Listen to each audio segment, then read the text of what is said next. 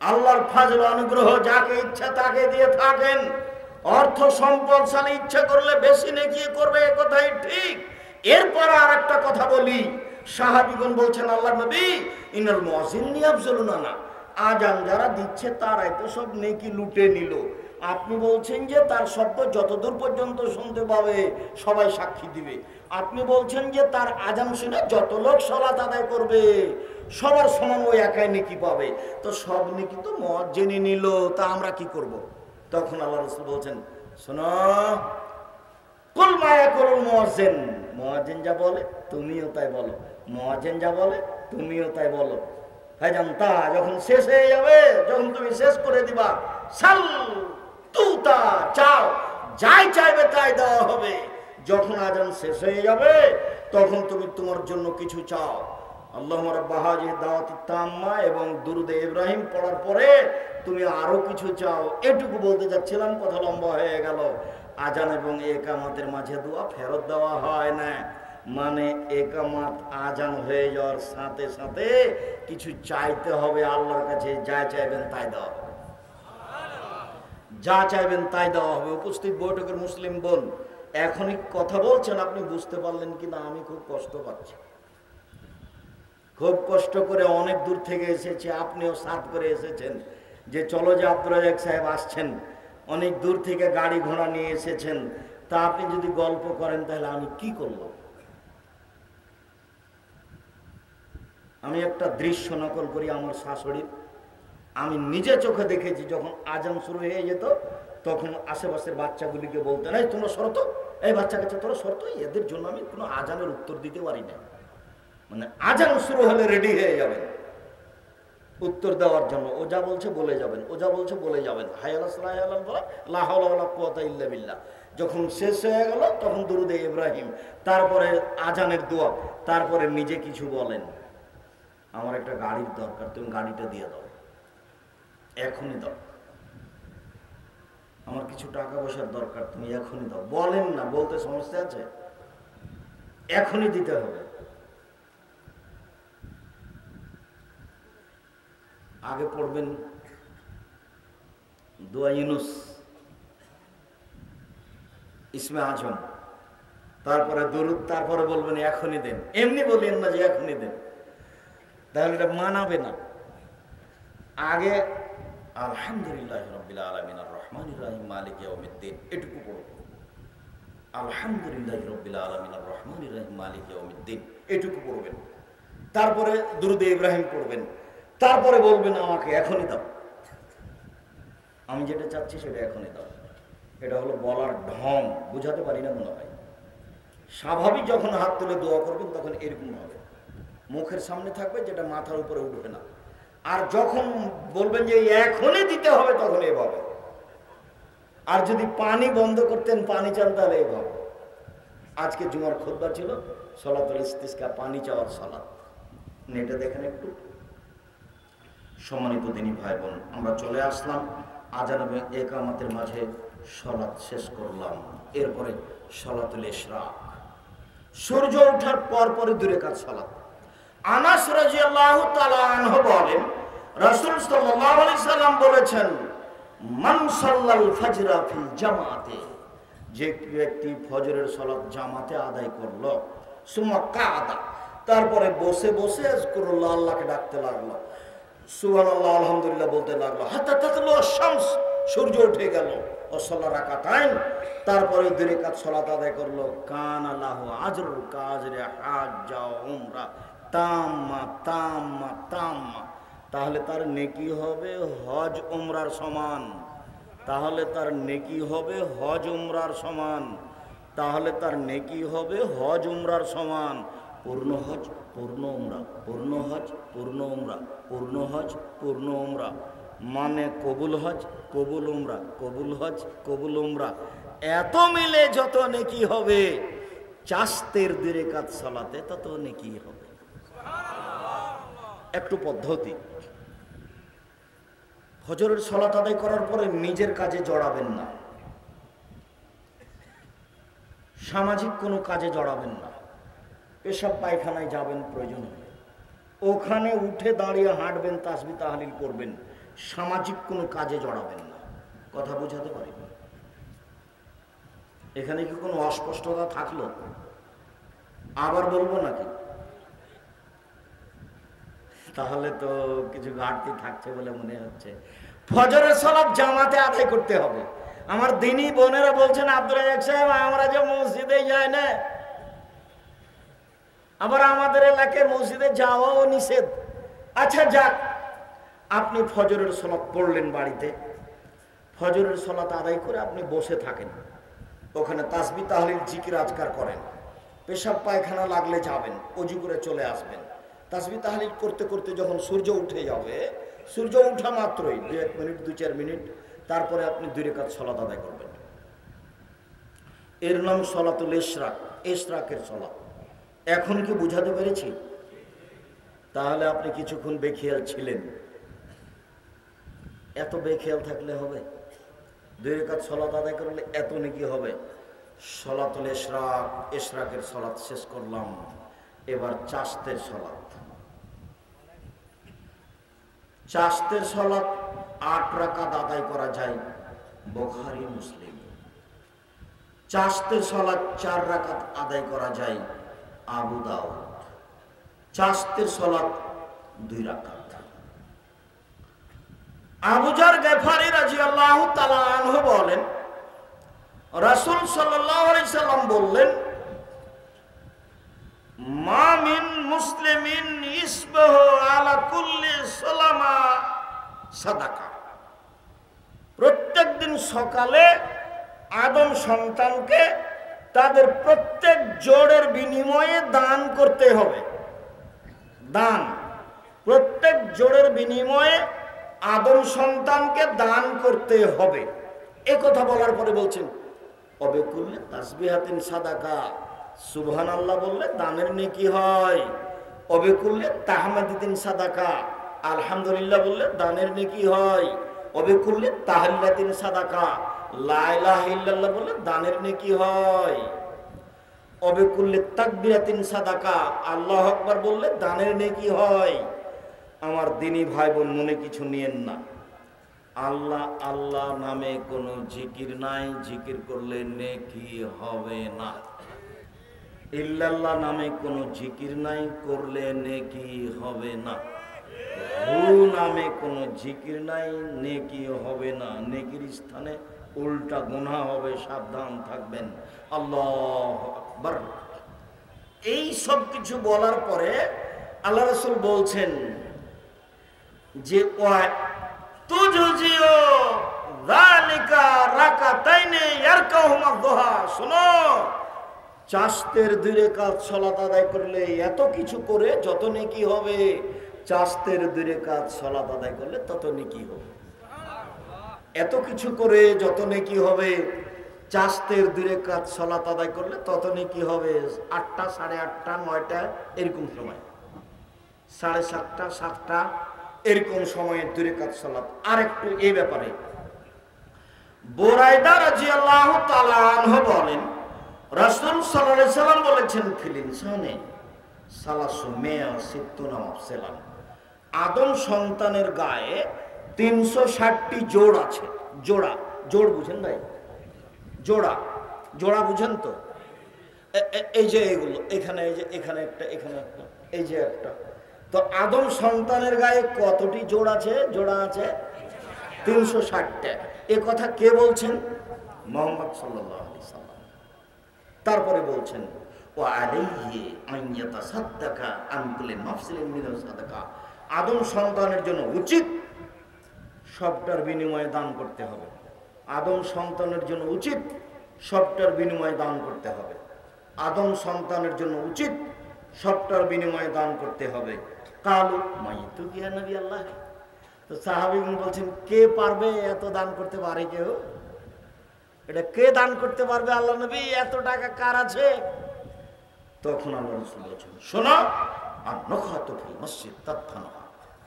মসজিদে সিকান কোটা ময়লা আবর্জনা পড়ে আছে, কেউ যদি ধরে সরিয়ে দেয় তাহলে এত কিছু করে যত নেকি হবে, মসজিদ পরিষ্কার করলে তত নেকি হবে। এত কিছু করে যত নেকি হবে, মসজিদ পরিষ্কার করে তত নেকি হবে। তারপর আল্লাহ রাসূল বলছেন অতুনাহি, মসজিদ থেকে রাস্তা থেকে কোনো কষ্টদায়ক জিনিস সরিয়ে দিলেও তত নেকি হবে। জরুরি কথা, বাড়ির সামনে কুকুর মরে পড়ে আছে তাই নাকি চেয়ারম্যান সরাবে? জি না, যার বাড়ির সামনে কুকুর মরে পড়ে আছে তাকেই সরাতে হবে। যার বাড়ির সামনে রিক্সা ধাক্কা খাচ্ছে তারই উচিত ছেড়ে ঠিক করে দেওয়া। আল্লাহর নবী বলছেন রাস্তা থেকে কষ্টদায়ক জিনিস সরিয়ে দিলে সব মিলে যত নেকি হয় তত নেকি হবে।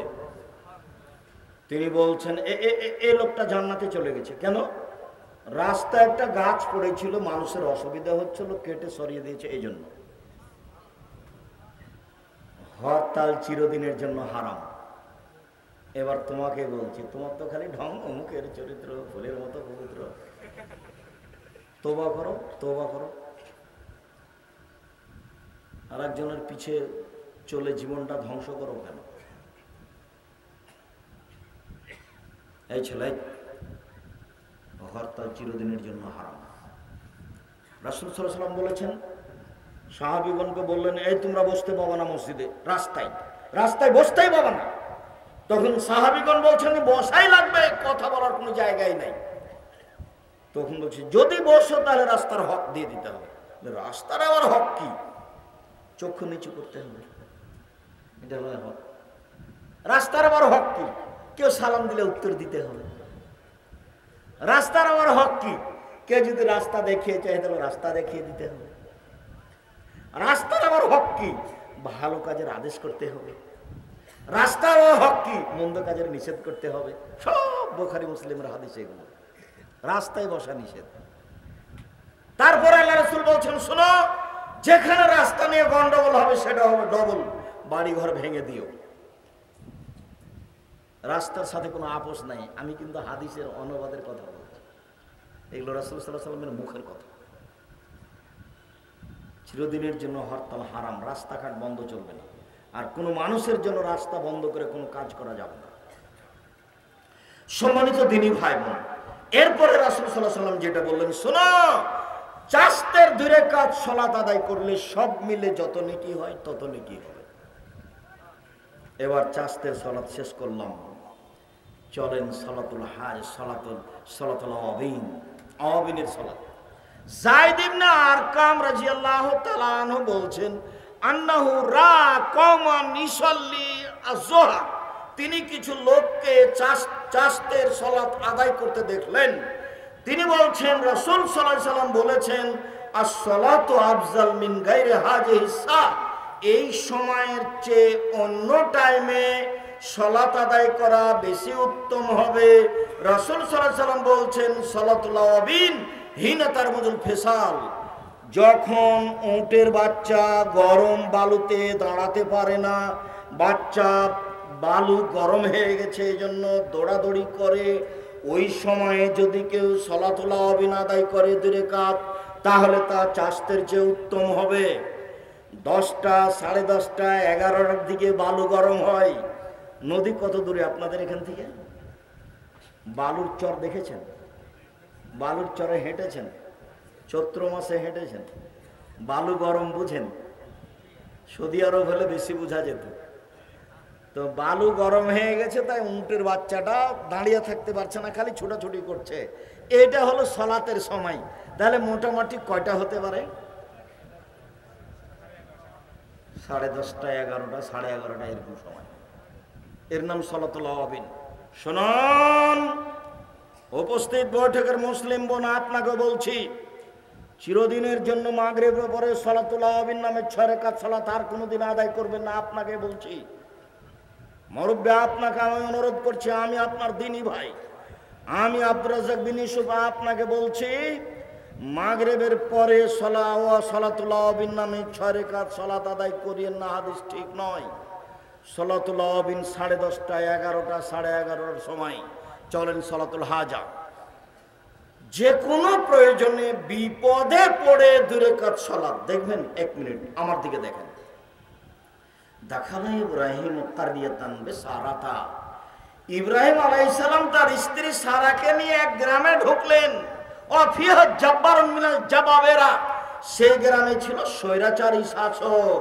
ফাকিলালাহু দাখালা ইব্রাহিম মাহু ইমরা হিয়া আহসানু মিনান নিসায়ে, স্বৈরাচারী শাসক, আপনার এলাকায় একটা লোক ঢুকেছে যার নামে ইব্রাহিম, তার সাথে একজন মহিলা রয়েছে, সে সবচেয়ে সুন্দরী। বুখারী মুসলিম। বলা যায় না সারা কি সেই যুগে সবার চেয়ে সুন্দরী ছিলেন? না, সারা পৃথিবীতে যত মহিলা এসেছে, যত মহিলা আসবে, যত মহিলা আছে, সবার চেয়ে সুন্দরী আল্লাহু আ'লাম, আল্লাহই ভালো জানেন। যাক, ইব্রাহিমের সাথে যে মহিলা আছে সে হচ্ছে সবচেয়ে সুন্দরী। ইব্রাহিম আলাইহিস সালামকে বলা হলো, মান হে আল্লাতি মা, আপনার সাথে যে মহিলা রয়েছে সে কে? তখন ইব্রাহিম আলাইহিস সালাম বললেন, হে উক্তি, সে আমার বোন। সুম্মা রাজা ইলাইহা, তারপর স্ত্রীর কাছে গিয়ে বললেন, দেখো আমি আখবার তহম আন্না উক্তি, আমি কিন্তু বলে দিয়েছি তুমি আমার বোন। ফলে তুকাদ্দিবি বিহাদিসি, তুমি আমাকে এখন মিথ্যুক প্রমাণ করো না। তুমি যদি বলো এইটা আমার স্বামী, তাহলে আমি মিথ্যুক হয়ে যাব। আমি কিন্তু বলে দিয়েছি তুমি আমার বোন। সারা মনে রেখো, ইন আলালার যে মুমিনুন গায়রু গায়রুকে, আমি আর তুমি ছাড়া এই মাটির উপরে কোনো মুমিন পুরুষ নারী নাই। এই হিসাবে আমরা দুজন ভাই বোন বটে। বোঝা গেল না কথা? ইব্রাহিম আলাইহিস সালামের এই পর্যন্ত কথা বোঝা গেছে কি? ফারসালা বিহা ইলাইহি, ইব্রাহিম আলাইহিস সালাম তার স্ত্রীকে রক্ষা করতে পারলেন না, তাকে স্বৈরাচারী শাসকের কাছে পাঠিয়ে দিলেন। ফাকামা ইলাইহা, ঘরে ঢুকতেই স্বৈরাচারী শাসক তার দিকে আগিয়ে গেল দাঁড়িয়ে। সারা বললেন, থামেন, আগে ওযু হবে, 2 রাকাত সালাত হবে। ওযু করলেন, 2 রাকাত সালাত আদায় করলেন, তারপরে বলছেন, উপস্থিত বৈঠকের মুসলিম বোন একটু খেয়াল করেন, এই মেয়ে শোনো, তোমাকেই বলছি, দেখি তোমার সাহস হয় কিনা। উপস্থিত বৈঠকের মুসলিম বোন, আপনাকে বলছি, দেখি আপনার সাহস হয় কিনা। দেখেন 1 মিনিট। সারা রাদিয়াল্লাহু তাআলা আনহার নিজস্ব বিবরণ। সারা বলেন, আমি বললাম, আল্লাহুম্মা, হে আল্লাহ, ইন কুনতু আমানতু বিকা ওয়া বিরাসূলিকা, আমি যদি তোমাকে বিশ্বাস করে থাকি, তুমি আল্লাহ, তোমার নবী ইব্রাহিমকে নবী বলে যদি বিশ্বাস করে থাকি, ওয়া হাসানতু ফারজি লিলা যাওজি, আমার স্বামী ছাড়া আমার লজ্জা স্থান জিন্দেগিতে কাউকে ব্যবহার করতে দিনি, আমি কোনোদিন জেনা করিনি, এই 3টা কথা যদি ঠিক হয়, ফালা তুসাল্লিত আলাল কাফেরা, তাহলে নির্জনে কাফেরকে আমার উপরে জয় করো না, সেজন্য আমার গায়ে হাত লাগাতে না পারে। বলা শেষই হয়নি, অজ্ঞান হয়ে পড়ে গেছে। হাদিস বুখারী মুসলিম। কি বুঝলেন আপনি? উপস্থিত বৈঠকের মুসলিম বোন, সাহস হয়? এই মেয়ে, তোমার সাহস হয়? আজ থেকেও মোবাইল ব্যবহার করবে না। বড় মোবাইলের অপর নাম জেনা, বড় মোবাইলের অপর নাম হলো জাদু। তোমার তো স্বভাব, তুমি পায়খানা তো এই মোবাইল নিয়ে যাও। এই মোবাইলের অপর নাম জেনা, মোবাইলের অপর নাম জাদু। আপনি খালি বলেছেন আর এখন কথা বলবো না, এ বলে রেখেছেন, ঘুমিয়েও যাচ্ছেন, ল্যাপটপ টেনেছেন, একটু পরে আবার মোবাইলে হাত দিলেন। এইভাবে রাত পার হয়ে গেছে, আপনি কখন তাহাজ্জুদ পড়বেন? মুরব্বী, উপস্থিত বৈঠকের দিনই মুসলিম ভাই বোন, আপনার কাছে আমি অনুরোধ জানাচ্ছি, 10টার পরে কোনো কথা বলবেন না। মাগরিবের পরে খেয়ে নেবেন, খেয়ে নেওয়ার পরে কিছু কাজ করেন, পড়াশোনা করেন। সবাইকে কাজ করে খেতে হবে, জুমার দিনও কাজ করতে হবে, ছুটি নামে কোনো জিনিস নাই। বৃদ্ধ বয়স্ক মুরব্বী সকলকে কাজ করতে হবে। বাপ বেটার খাবে ওই সময় যখন বাপ কাজ করতে পারে না। বুঝাতে পারলাম না? বাপ বেটার কখন খাবে? যখন বাপ নিজে কাজ করতে পারে না। বসে খাওয়া নিষেধ। ফায়জা কজিয়াতি সালাত ফান্দাসের ফিলাজ, জুমার সালাত হয়ে গেলে তাড়াতাড়ি দোকান খুলো, তাড়াতাড়ি জমি চাষে নেমে যাও। আমি বলিনি, এ কথা কে বলছেন? আল্লাহ বলছেন। বসে খাওয়ার কোনো সুযোগ নাই। বাঙালি একদিন কাজ করে 7 দিন বসে থাকে, ও হলো গরিব গৌরবী, ওর সাথে আল্লাহ কথা বলবে না। গরিব মানুষ অহংকার করিয়েন না, পুঁটির মাছ কিনবেন, রুই মাছ কিনবেন না। আব্দুর রাজ্জাক সাহেব আমাদের জানজি নেই, বলে হ্যাঁ এইভাবে আপনি রুই মাছ কিনলে তো কর্জ করতে হবে, কর্জ করেন যদি শোধ করতে পারবেন না, পালিয়ে যাবেন কদিন পরে, ওই কাজেই যাবেন না। বলছিলাম সম্মানিত দিনী বোন, আপনাকেই বলছি, আপনি কথাটা আবারও দেখেন। সারা বলছেন আল্লাহ আমি যদি তোমাকে বিশ্বাস করে থাকি, এটা যদি সত্য হয়। 2, আমি যদি ইব্রাহিমকে নবী বলে থাকি, এটা যদি সত্য হয়। 3, আমি কোনোদিন জেনা করিনি, আমার স্বামী ছাড়া আমার লজ্জা স্থান কাউকে কোনোদিন ব্যবহার করতে দিনি।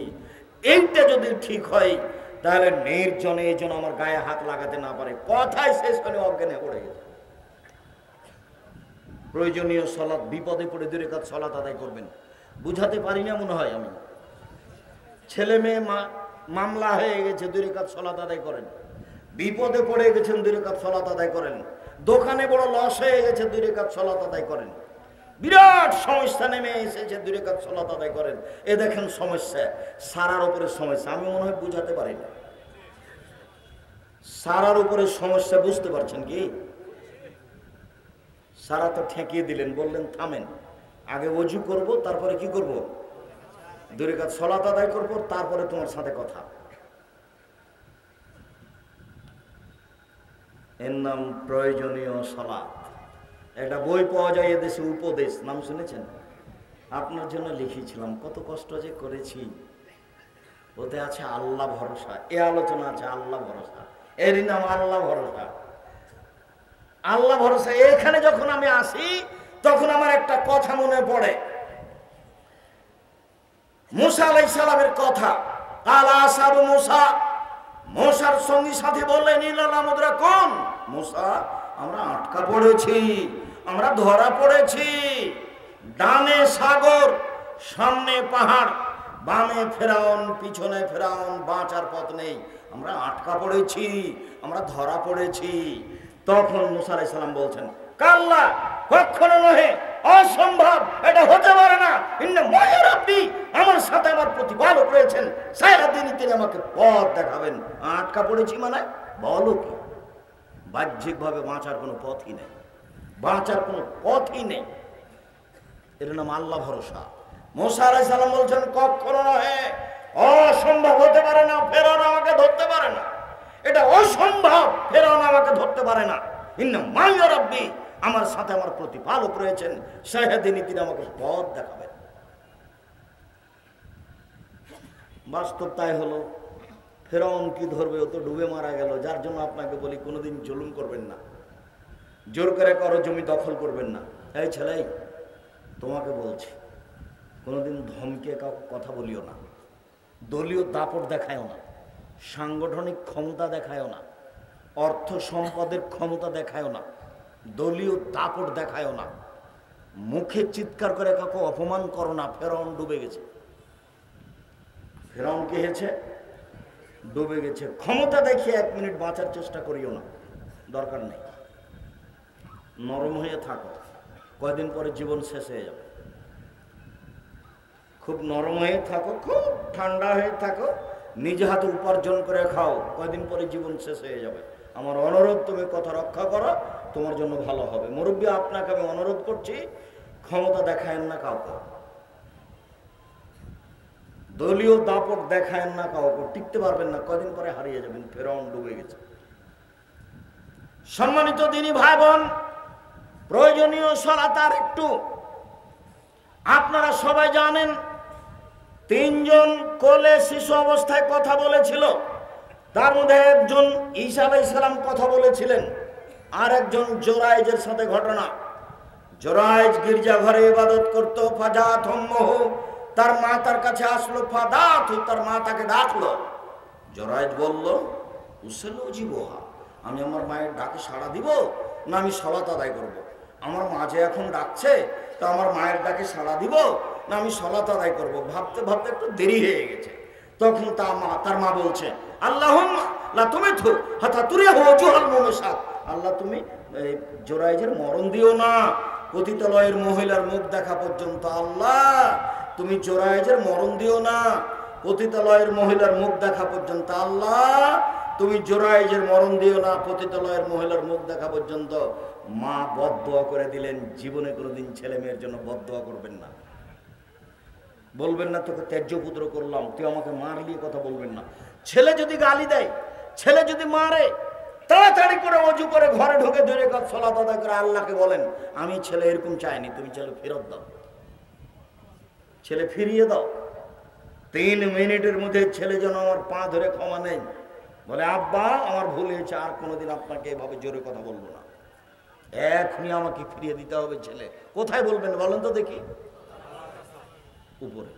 কোনোদিন ছেলেকে বলবেন না তোকে ত্যায্য পুত্র করলাম, তোকে বাড়ি থেকে বের করে দিলাম, তোকে জমি দেবো না, তুই অমুক, তুই তমুক, এগুলো কিছু বলবো, তুই ধ্বংস হয়ে যা, তুই ছেলে মেয়ে নিয়ে তুই বের হয়ে যা, তোর বউ নিয়ে তুই চলে যা। এভাবে বলিয়েন না ছেলেকে কখনো। এ দেখেন পরিস্থিতি খুব কঠিন। তার রাজাল্লাহ একটা মহিলা চলে আসলো, ফাতাকাল্লামাথু, তার সাথে জেনার কথা বললো। বাবা জুরাইজ নাকচ করে দিলেন, ছি ছি ছি ছি ছি, বলো কি তুমি? ফাতাতির রাইয়া, মহিলা একটা রাখালের কাছে আসলো, গরু ছাগলের রাখাল।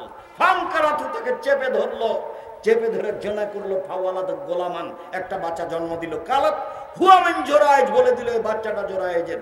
ফাতাহু, জনগণ আসলো গির্জা ঘরের কাছে। ফাকাসসারুহা, জনগণ এসে গির্জা ঘরকে ভেঙে একবারে ধুলা ধুলা খান খান করে দিল। ও আনজালুহু, টেনে হেঁচড়ে তাকে রাস্তায় নামিয়ে দিল। ও সাবুহু, অকথ্য ভাষায় গালি দিল গ্রামের লোক জুরাইজকে। জুরাইজ দাঁড়ালেন, অজু করলেন, 2 রাকাত সালাত আদায় করলেন। দুধের বাচ্চাকে গিয়ে বললেন, বলো তো বাচ্চা, মানাবুকা তোমার বাপকে? তখন দুধের বাচ্চা বলল, আবি আর রাই, আমার বাপ রাখাল। জনগণ বলল, না আপনি সৌমা থেকে বিদ্যা হবে। জুরাইজ, তোমার গির্জা ঘরটা স্বর্ণ দিয়ে বানিয়ে দিব।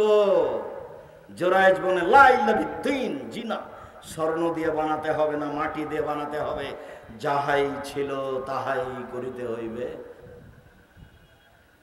মুসলিম, হাজার হাজার বছর আগের ঘটনা। সালাতুল হাজা, প্রয়োজনে 2 রাকাত সালাত। আমি মনে হয় বুঝাতে পারি না,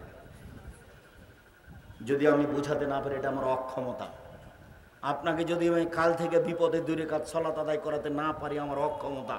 আমি এসেছিলাম আপনাকে কিছু প্রয়োজনীয় কথা শেখাতে, আমি হয়তো সফল হতে পারছি না। আপনি আমার দিনী ভাই, আপনি আমার দিনী বোন, আমি আপনার জন্য এসেছি। আমরা শেষের দিকে চলে আসছি। সলাতুল ইস্তিখারা, সিদ্ধান্তের সলাত। এই ছেলে, রেডি হও, কান এদিকে করো। বিবাহ করলে আগে 2 রাকাত সালাত আদায় করে সিদ্ধান্ত নিতে হবে। শ্বশুরের কাছে টাকা নিবা কিনা আগে সিদ্ধান্ত নাও। শ্বশুরের কাছে কোনোদিন টাকা চায় না। কালকে একটা দামি লুঙ্গি কিনে নিয়ে যে বলবো, আব্বা এই যে আপনার জন্য একটা লুঙ্গি নিয়ে এসেছি, আপনার কোনো অর্থ সম্পদ আমাকে নিতে হবে না, আমি কাজ করে খেতে পারি, আপনার জন্য আমি 1000 টাকা দামের একটা লুঙ্গি নিয়ে এসেছি। আপনি মেয়েকে লালন পালন করে আমার হাতে তুলে দিয়েছেন, আমি আপনার কি দিয়ে শুকরিয়া আদায় করতে পারি? এই নেন। তুমি তোমার শ্বশুরকে যে গরম দেখে কিছু বলো, তাহলে তোমারও বেটি কালকে আসছে, চাঁপাইনবাবগঞ্জের ভাষাতে বলে যে কি গোঁঠা পড়ছে আর গোবর হাসছে, মানে গরুর গোবর যেটা শুকিয়ে গেছে ওটা জ্বলছে, আর যেটা কাঁচা আছে সেটা হাসছে। বলে আমি তো জ্বলি না, তো কদিন পরে এ যখন শুকিয়ে যাবে তো এও তো জ্বলবে। তুমি তোমার শ্বশুরকে কিছু বলিও না, কালকে তোমার ঝামেলা চেপে আসছে। শ্বশুরকে সম্মান করিও। আগামীকাল সন্ধ্যা হতে হতে যৌতুক ফেরত দিতে হবে। তুমি এই কথা বলিও না যে আমার শ্বশুর আমাকে খুশি হয়ে মোটরসাইকেল দিয়েছে। মোটরসাইকেলটা তোমার শ্বশুর ফকিরকে দিতে পারে না।